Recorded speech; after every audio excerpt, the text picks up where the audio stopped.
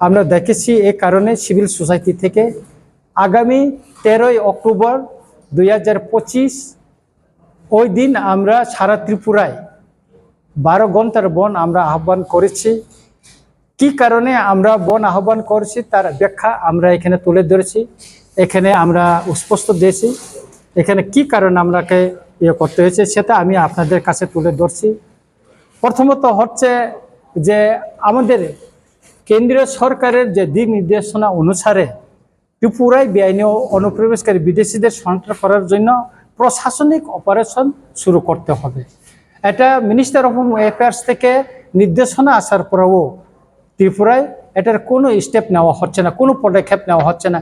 যেটা আসামে নেওয়া হয়েছে, যেটা দিল্লিতে নেওয়া হয়েছে, যেটা গুজরাটে নেওয়া হয়েছে, হরিয়ানায় নেওয়া হয়েছে, মহারাষ্ট্রে নেওয়া হয়েছে।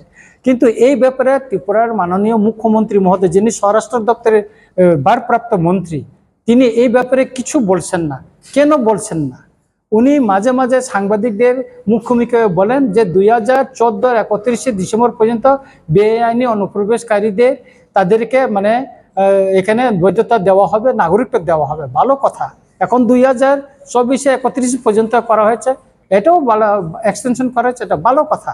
কিন্তু আমরা সিভিল সোসাইটি সেটাকে মানিনি।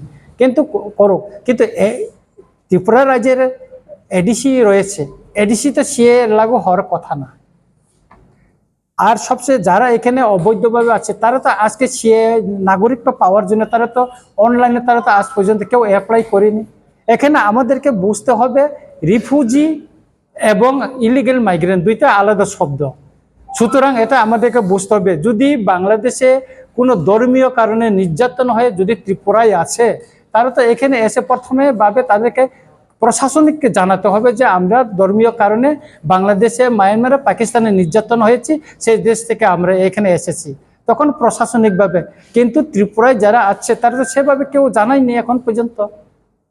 সুতরাং আমরা বলছি যারা অনুপ্রবেশকারী, সে যেই হোক, সে পাহাড়ি হইতে পারে, সে বাঙালি হইতে পারে, সে মায়ানমারের লোক হইতে পারে, এবং এইখানে ইন্দোনেশিয়ার কিছু মাইগ্রেন্টও আমরা দেখছি এখানে বিলুনিয়াতে ধরা পড়ছে, এবং মিজোরাম কিনা বলে মায়ানমারের কুকিও ধরা পড়ছে আমবাসাতে আমরা দেখলাম। তো সুতরাং আমরা বলছি এটা আপনি করেন।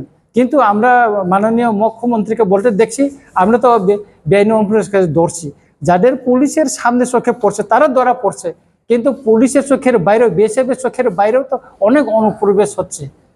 22 তারিখ মাননীয় মুখ্যমন্ত্রী মহোদয় উদয়পুরে আসবেন, 5 জন বাংলাদেশি উদয়পুরে ধরা পড়লো। প্রধানমন্ত্রী আসার কথা, সেখানে কিভাবে এখানে অনুপ্রবেশকারীরা এখানে এসে নীরবে তারা এখানে ঢুকে পড়লো, সেটাই উদ্বেগের বিষয়।